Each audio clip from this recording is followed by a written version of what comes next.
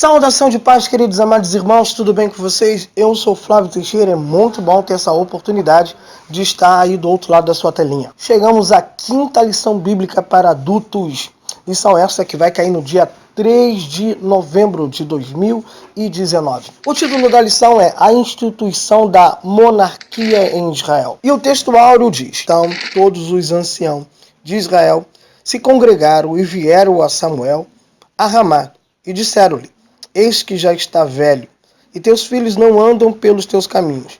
Constitui-nos, pois, agora um rei sobre nós, para que ele nos julgue, como o tem todas as nações. 1 Samuel, capítulo 8, versículos de número 4. A verdade prática diz: antes de tomar uma decisão, o crente precisa buscar a orientação de Deus, para que não venha a sofrer dolorosas consequências. A leitura bíblica em classe está em 1 Samuel, capítulo de número 8, do versículo 4 a 7, do capítulo 10, do versículo 1 até o versículo de número 7. Não deixe de fazer essa leitura em classe. E os objetivos específicos da lição é conceituar a monarquia, explicar a escolha de Saul como rei e especificar o rei que o povo escolheu. E você que já é inscrito nesse canal, gostaria de pedir desde já o seu like. E você que está passando aqui pela primeira vez, já se inscreva no canal, ative o sininho para que você receba novas notificações de novos vídeos. Lembrando que aqui não só temos conteúdos para a Escola Bíblica Dominical, e não iremos só falar da revista da CPD. Em breve iremos falar também da revista da Betel. Mas vamos à lição. Introdução. E nesta lição veremos uma grande transição, onde o povo de Israel toma a decisão de ser governado por um homem, rejeitando o governo divino, o governo de Deus, e essa decisão trouxe graves consequências espirituais para o povo de Israel, o que nos ensina que aqueles que se chamam povo de Deus não devem tomar suas decisões sem antes consultar o Senhor das vossas vidas. Sabemos que as nossas decisões são pessoais. Deus não irá intervir nas nossas decisões. Porém, Ele, como nosso Senhor, quer nos mostrar, nos guiar qual é a melhor escolha. E por isso, Ele não deixa os seus filhos desorientados, como vemos em Deuteronômio capítulo 30, versículo 19, onde Moisés deixa bem claro que Deus sempre irá indicar o melhor para nossas vidas, que irá alcançar também as nossas descendências. E nesta quinta lição, iremos estudar o porquê da monarquia e o porquê da escolha de Saul como o primeiro rei de Israel. Primeiro tópico da lição: por que a monarquia? Neste tópico da lição veremos por qual motivo Israel fez esta mudança, desejou tanto esta troca, saindo do governo divino para o governo humano, deixando o governo de teocracia e indo para um governo de monarquia. O primeiro subtópico diz: um sentimento de orgulho nacional. 1 Samuel, capítulo de número 8, versículo 4 e 5. O desvio de Israel teve sua origem na desobediência a Deus. Como nós lemos em Juízes, capítulo de número 2, versículo de número 12, o povo não tinha temor, não conheciam e conhecer que experimentar as maravilhas de Deus. E os pais não ensinaram aos seus filhos a palavra do Senhor. Com isso, faltou-lhe o temor, faltou-lhe um avivamento, e por isso o povo vivia sempre na crise. Uma hora Deus, outra hora os deuses das nações vizinhas. Período histórico este que vai se estender por pelo menos 400 anos. 400 anos, Deus levantando juízes para liderar o seu povo. E mesmo assim, o povo, quando perdia o juiz, perdia a liderança, se desviava da presença do Senhor. Essa liderança tinha a característica política, religiosa e militar de um líder que era levantado por Deus para unificar todas as tribos, principalmente em período de guerra. Período esse que era marcado por um desequilíbrio espiritual. Desde que houvesse um juiz, como eu bem disse, o povo servia a Deus. Não havendo um juiz, esse povo servia a outros deuses, como vemos em Juízes, capítulo 2, versículo 12, capítulo 3, versículo 1 e versículo de número 15. Segundo o subtópico, o fracasso dos filhos de Saul. Samuel era um líder fiel, sincero, verdadeiro, embora foi duro ouvir dos anciões que seus filhos não seguiam conforme os caminhos de Samuel. Samuel sabia que os anciões não falavam mentira, que eles estavam falando a verdade acerca dos seus filhos. Logo após a morte do sumo sacerdote Eli e dos seus filhos Ofni e Finéia, a Arca da Aliança é levada pelos filisteus para as suas terras. E os sacerdotes que ministravam nas terras de Siló, eles desmontam o tabernáculo, porque sem a arca não tem presença, sem a presença não tem utilidade de adoração naquele lugar, segundo o pensamento dos sacerdotes. Então eles saem de Siló e vão para Nob. Samuel volta para a casa dos seus pais, em Ramá. Isso tudo vamos ver que os filisteus se aproveitam dessa situação durante 20 anos para oprimir o povo de Israel. São 20 anos sem um tabernáculo, sem sacerdote. E com isso eles vão vendo em Samuel um líder espiritual, qual eles vê Deus agindo sobre a vida de Samuel. E por isso este povo vai receber de Samuel uma convocação para poder se unir e adorar a Deus. Quando eles estão adorando a Deus, Samuel aproveita o momento para ministrar e pedir para que aquele povo se arrependa. O povo atenta à voz de Samuel e eles então vão jejuar, vão orar, vão se arrepender dos seus pecados. Porém, sabendo que este povo está reunido para adorar a Deus, os filisteus levantam-se contra o povo de Israel. Porém, Samuel intervém em oração pelo povo, já que o povo se propôs a mudar, já que o povo se propôs a temer ao Senhor, já que um grande avivamento está acontecendo. Samuel ora em favor desse povo. Deus dá uma tremenda vitória para o povo de Israel de uma maneira sobrenatural.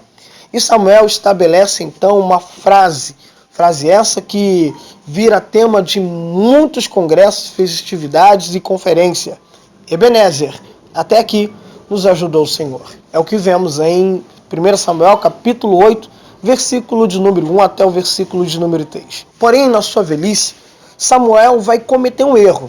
É interessante que a Bíblia vai nos afirmar que todas as palavras de Samuel não caíram por terra. Deus foi com ele em tudo. Só que Samuel teve uma falha.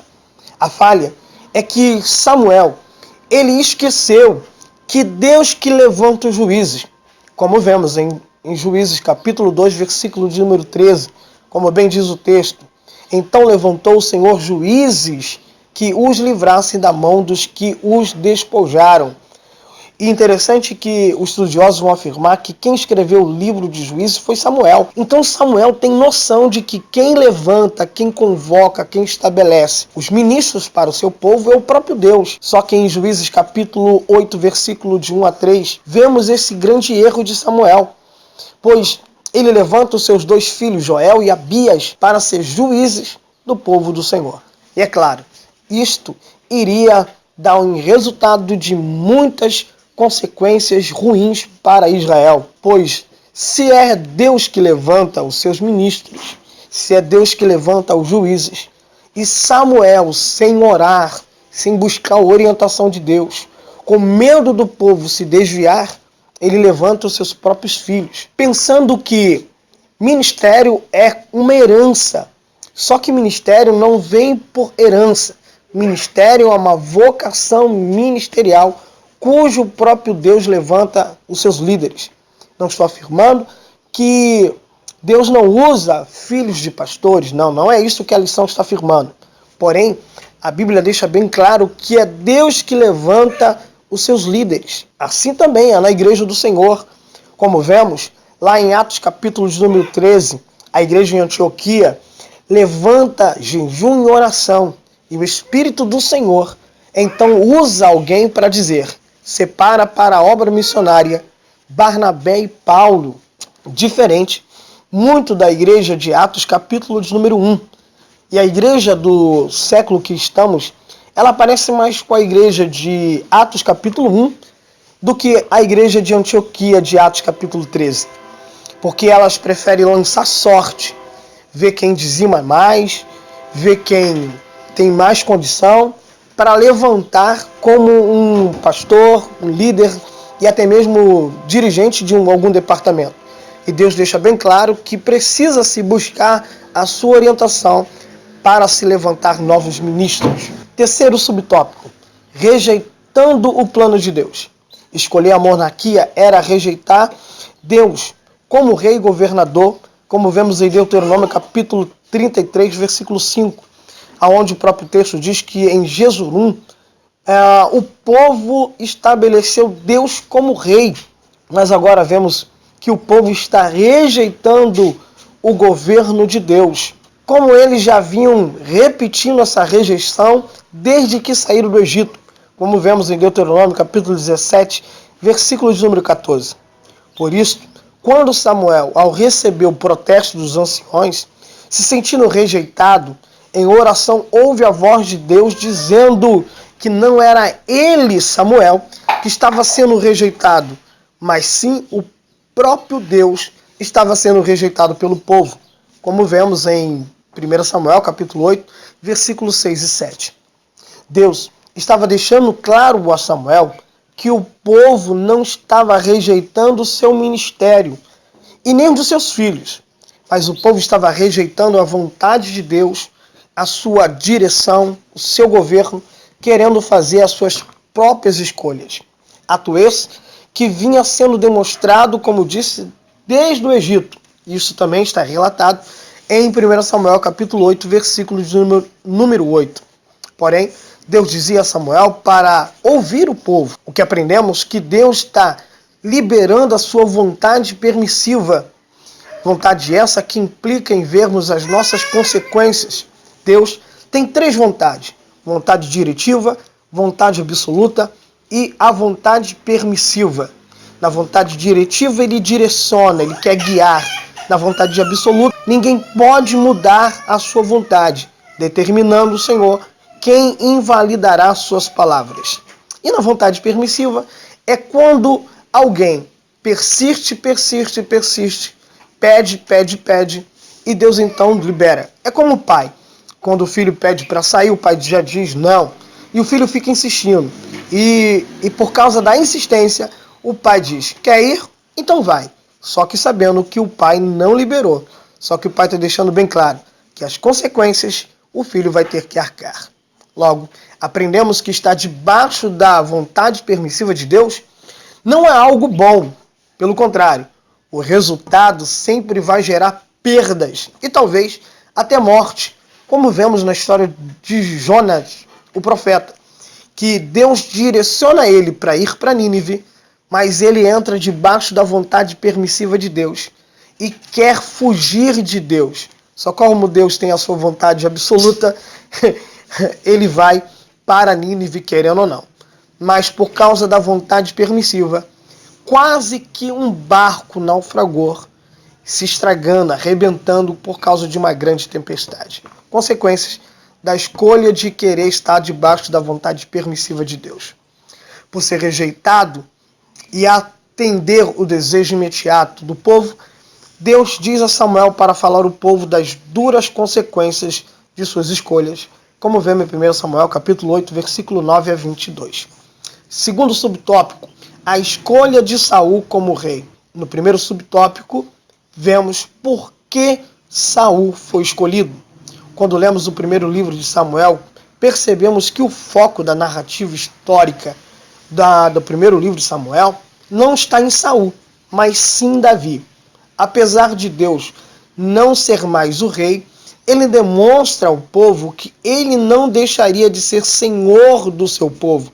Então ele que escolhe um rei que viria da menor tribo. Por que menor tribo? Porque a tribo de Benjamim, como vamos ler em Juízes capítulo 20 e capítulo 21, quase foi exterminada por causa de uma peleja, ficando 600 homens e 400 mulheres. Ou seja, tinha mais homem do que mulheres. O negócio ficou feio. O povo de Benjamim, a tribo de Benjamim, quase foi apagada. Ou seja, Deus está dando uma lição. Lição essa que o apóstolo Paulo vai relatar bem em 1 Coríntios capítulo 1, versículo 27 a 28, dizendo que Deus escolhe as coisas loucas do mundo para confundir as sábias. Deus escolhe as coisas inúteis, as que não são, para confundir as que são. Ou seja, Deus está confundindo a lógica humana ao ele escolher Saul como líder para o seu povo. Segundo subtópico, a unção de Saul por Samuel, que está lá em 1 Samuel capítulo 10, versículo de número 1. Querido professor, não deixe de contar como deu o acontecimento da unção de Saul, que ele estava buscando a jumenta do seu pai, e que um servo, ao chegar em Ramá, disse para Samuel que lá tinha um profeta que revela e que suas palavras todas se cumprem. Porém, o texto deixa bem claro que Saul não tinha nenhum interesse nenhum pelas coisas espirituais, tanto que ele nunca havia falado do profeta Samuel. Mas a Bíblia vai dizer que nesse interim, Deus visita o profeta Samuel e diz para ele que amanhã, naquele mesmo horário, um homem o visitaria, e este homem seria o qual Deus escolheria para liderar o seu povo. Na escolha de Saul, vemos que Deus iria entregar o governo nas mãos dos homens, mas ele nunca deixaria de revelar a sua vontade para o seu povo. Ou seja, a partir da monarquia, Deus reinaria, mas não governaria. Este governo estaria nas mãos dos homens. E por isso, o título da nossa lição: o governo divino em mãos humanas, a liderança do povo de Deus em 1º e 2º livro de Samuel. Como Deus reina e os homens vão governar, Deus agora, como rei, vai dizer a Samuel quem será o líder novo desse povo. Deus deixa claro que quem está escolhendo é ele, e não o povo, como vemos em 1 Samuel capítulo 9, versículo 15 e 17, e 1 Samuel capítulo 10, versículo de número 1. Na unção de Saul e de Davi, percebemos uma grande diferença na escolha e na unção que Deus derrama nos seus escolhidos. Como vemos em 1 Samuel capítulo 10, versículo 1, Samuel usa um vaso, um frasco de azeite. Como vemos em 1 Samuel capítulo 16, versículo 13, Samuel, na hora de ungir a Davi, não usa um frasco, não usa um vaso. Ele usa um chifre de azeite. E chifre simboliza autoridade. E vaso significa fragilidade. Talvez Deus já estaria indicando que o governo que estivesse depositado na mão de Saul é um governo frágil, que não tem confiança, mas de Davi é um governo que tem autoridade e poder. Uma interessante observação: Deus não escolheu Saul para ser rei. É só você ler capítulo 9, versículo de número 16. Olha o que diz o texto: amanhã, a esta hora, te enviarei um homem da terra de Benjamim, o qual ungirás capitão sobre o meu povo. O que Deus queria com a vida de Saul era que ele fosse um líder guerreiro para livrar o povo da mão dos filisteus. Função essa que Sansão não conseguiu completá-la. Terceiro subtópico: os sinais da confirmação da unção de lá no capítulo 10, versículos de número 2 a 7. Samuel declara a Saul, após ungí-lo, que 3 sinais iria testificar que ele era o escolhido de Deus para livrar o povo. Sinais estes que são: 1. Saul encontraria 2 homens junto ao túmulo de Raquel, os quais iriam informar que as jumentas de seu pai já haviam sido encontradas. Versículo de número 2. Segundo sinal: mais à frente, ele iria encontrar 3 homens junto ao carvalho de Tabor, que iriam adorar a Deus em Betel. E esses homens estariam levando consigo 3 cabritos, peças de ouro, 3 bolos de pão e um odre de vinho, os quais iriam oferecer a Saul e ele não poderia recusar. Terceiro sinal é: encontrariam um grupo de profeta em Gibeá, o qual Saul iria fazer parte deles, iria se unir e ele ficaria cheio do Espírito Santo e começaria a profetizar. O primeiro sinal representa o trabalho do rei, o seu serviço. O segundo aponta para o sustento divino para a tarefa de Saul. E o terceiro sinal revelaria a Saul que o rei não poderia governar sem estar debaixo da direção do Espírito Santo. Isto fala muito para os nossos dias, pois todo obreiro, todo servo do Senhor precisa entender que ele foi chamado para ser servo, para servir ao povo de Deus. E enquanto ele serve, Deus suprirá todas as suas necessidades. E ele também precisa estar debaixo da orientação. O obreiro, o ministro, que é verdadeiramente chamado por Deus, não pode agir segundo os seus próprios desejos e pensamentos. E chegamos no nosso terceiro e último tópico, o rei que o povo escolheu. E o primeiro subtópico diz: uma escolha pautada na aparência. Como podemos ver nessa lição, no capítulo 8 de 1 Samuel, o povo se levantou, se reuniu, foram até Samuel e rejeitaram a voz de Deus, deixando claro que queriam um rei de uma forma imediata, como está lá em 1 Samuel, capítulo 8, versículo 19 e 20. Já no capítulo 9, versículo 1 e 2, vemos que o rei que eles desejavam tinham que agradar às suas exigências, tinham que ser conforme os seus olhos, tinha que ser conforme aquilo que atraísse, aquilo que agradava a eles. E Saul preenchia estas exigências naturais do povo, mas não havia nele temor para com as coisas espirituais. Não possuía paciência, era invejoso, soberbo, não depositava confiança total no agir de Deus e nas suas orientações, e era um desobediente. Segundo o subtópico, o direito do novo rei. O profeta Samuel deixa claro aos filhos de Israel que esta escolha de rejeitar a Deus como rei traria a eles duras consequências. Samuel deixa claro que o povo deveria sustentar todos os que o novo rei escolheria para o seu trabalho, uma espécie de servidor público, como vemos em 1 Samuel capítulo 8, versículo 10 a 17. E Deus alertando eles que chegaria um tempo que eles não suportariam estar debaixo de tanto imposto, de tanta exigência de um rei. Deus está alertando e dizendo que eles iriam clamar e Deus não iria atender, como está lá em 1 Samuel capítulo 8, versículo 19. Terceiro e último subtópico, o sistema político e o aspecto teológico. Com essa escolha, Deus não se afastaria do seu povo, pois através de uma liderança real, Deus traria vitória ao seu povo nas guerras.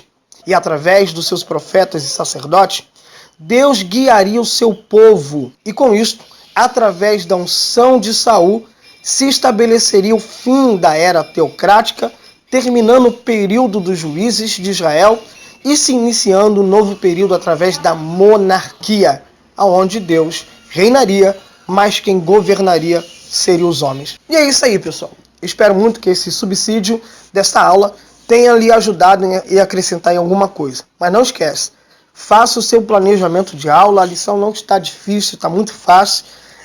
Não deixe de deixar aí agora o seu like e eu te peço aí como um amigão, deixa um comentário aí nesse vídeo para até mesmo incentivar para a gente continuar aqui com este canal, tá bom? Não se esqueça, você que está visitando pela primeira vez, se inscreva no canal, compartilha nos seus grupos de WhatsApp, com seus amigos, nos diversos grupos que as pessoas te enfiam e você não quer, mas coloca de novo, mas compartilha aí com esse pessoal que gosta de Bíblia e que gosta da escola dominical.